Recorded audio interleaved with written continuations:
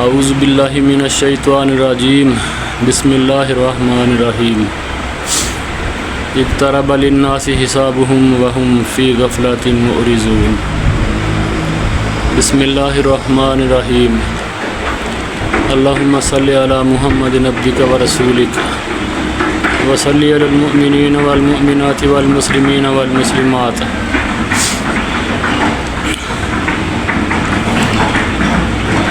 ये जो मैंने आयत पढ़ी है ये 17वें पारे का स्टार्ट है, पहली आयत है। अल्लाह कहता है मेरे बंदे हिसाब का वक़्त करीब आ गया, तो तुम गफलत में पड़े हुए हो, तो मौत तो बहरहाल आनी ही आनी है ना। काफर है, उन्होंने कलमा नहीं पढ़ा, लेकिन इस बात के ऊपर उनका भी यकीन है पक्का कि मरना एक दिन। तो सोचने की बात यह है कि हमने क्या तैयारी की है, क्या अल्लाह का जवाब देंगे।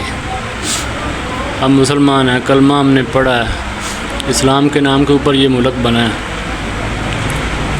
अभी जब से ये सलाब आया है तो गंदम गालबन 2000 या 2200 पे ख़रीदी गई, चोरों ने ख़रीदी थी।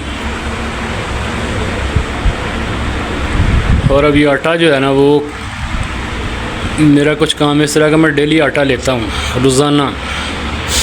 पहले 70 रुपये किलो था, तो अभी करीबन 130 रुपये किलो हो गया। तो ये लोग जो मुनाफा इतना इकट्ठा कर रहे हैं, ये भी हज पे जाएंगे, उम्रे करेंगे, फिर ये गरीब लोगों को जो है ना उनकी मदद करेंगे। तो क्या ये सारी चीज़ें तुम्हारी कबूल हो जाएंगी? कैसे कबूल होंगी कि जब मुसलमान मुसीबत में है और तुम लोगों ने महंगाई जो है ना वो कमर तोड़ कर रख दिया लोगों को। पूरे मुल्क में, ख़ासकर पंजाब पूरे में पानी पानी है, ना जानवरों के लिए चारा है ना कुछ और है। तो कहाँ गई है हमारी हुकूमत जो बड़े बड़े दावे करती फिरती है? जहाँ देखो उन्होंने दूध और शहद की नहरें चलाई हुई हैं, लेकिन उन्हें असल में आटा लेना पड़े तो उन्हें पता चले, उन्हें चीनी लेनी पड़े तो पता चले ना। तो यार इस तरह तो नहीं, तो फिर कैसा हिसाब दोगे? ये जो असिस्टेंट कमिश्नर हैं इनके ऊपर इतना ख़र्चा आता है जिसका अंदाज़ा नहीं है। ये कहाँ सोए हुए हैं आजकल? एक रेडी वाला जो है ना वो बेचारे को तो जलील कर देते हैं, उसे थप्पड़ मारते हैं। उसका मैं देखता हूँ कई बार वीडियो, उसका फ्रूट या सब्ज़ी के ठेले उल्टा के वो फेंक देते हैं। हालांकि उस बेचारे ने पता नहीं वो 8-10 हज़ार रुपया किस तरह इकट्ठा किया होता है। तो ये जिन्होंने आटा इतना महंगा किया है इनको भी पूछा है ये हमारी ब्यूरोक्रेसी ने। लेकिन असल में बात ये है कि जब बंदा आराम खाने पे आ जाता है ना तो उसे सारे का सारा निज़ाम उसके ज़हन से निकल जाता है कि मैंने मरना भी है, मैंने हिसाब भी देना है। तो कल जब अल्लाह के सामने हम जाएंगे क्या जवाब दोगे?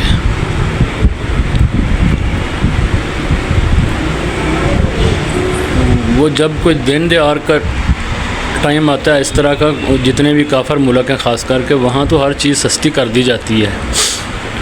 और यहाँ जब मुसीबत पड़ती है तो हर चीज़ महंगी हो जाती है। कोरोना आया वो 5-6 रुपये 10 रुपये में बिकने वाला मास्क जो है वो 50 में चला गया। अभी मुसीबत पड़ी है तो भी आटा इतना महंगा हो गया, इतना, यानी कि 20 किलो का तोड़ा 2640 रुपये में मिल रहा है। वो पहले जो है ना वो 70 रुपये के हिसाब से, तो ये अंदाज़ा लगा लें खुद कि डबल से भी ऊपर कीमत जाती है इसकी। तो कुछ खुदा का खौफ करो, अपनी कुर्सियाँ बचाओ, सारा कुछ कर लो, जो मर्ज़ी करो, लेकिन कम अज़ कम इस आवाम के लिए भी ना थोड़ा सा तो यार ध्यान करो, क्योंकि यही आवाम टैक्स दे रही है, उसी की वजह से तुम लोग गोलछड़ उड़ा रहे हो। तो कुछ अल्लाह के बंदो हैं इनके लिए भी। यहाँ तो बिलफर्ज आप ताकतवर हैं, सारा कुछ है, लेकिन जब मर जाओगे तो कब्र में क्या जवाब दोगे? वहाँ तो ये सारी की सारी ताकत दरी की दरी रह जाएगी। वहाँ जब वो फरिश्ते आएंगे ना, तो फिर वो तो उलमा कराम से सुना है, उनको देख के चीखें निकल जाएंगी।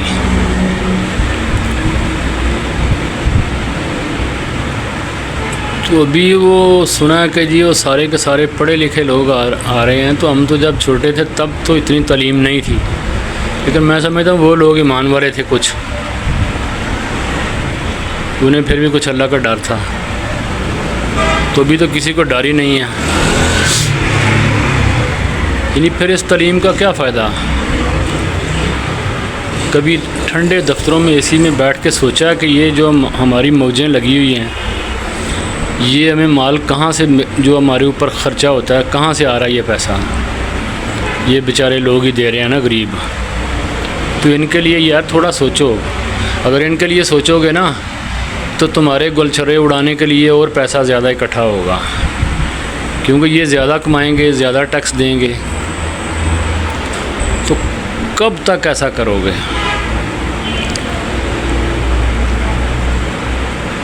अल्लाह को किस तरह उस दिन मुतमिन करोगे? वहाँ ना तो कोई वकील होगा झूठा, ना झूठे गवाह होंगे, कुछ भी नहीं होगा।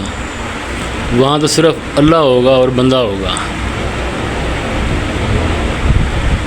तो जवाब जब अल्लाह मांगेगा ना, जब तुम्हारा कच्चा चिट्ठा सारे का सारा, वो एक बार एक बुज़ुर्ग से सुना था, उन्होंने कहा था कि 700 दफ्तर जो है ना, वो एक बंदे के नामा माल के होते हैं। उसने वो कहीं आप भी किया होगा ना, तो वो भी उसके सामने लिखा हुआ आ जाएगा।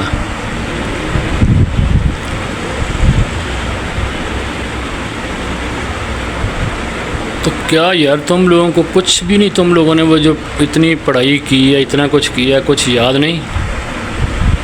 बंदे को कुछ ना कुछ तो याद होना चाहिए ना। हुकूमत होती है अवाम के लिए, तो यहाँ तो ऐसा नहीं लगता। तो मेरा तो और कोई सवाल नहीं, आप लोग क्या कर रहे हैं, क्या नहीं कर रहे, क्योंकि कर तो जो कुछ रहे हैं वो तो हमें पता है सारे का सारा। एक बंदे के पीछे पड़े हुए हैं,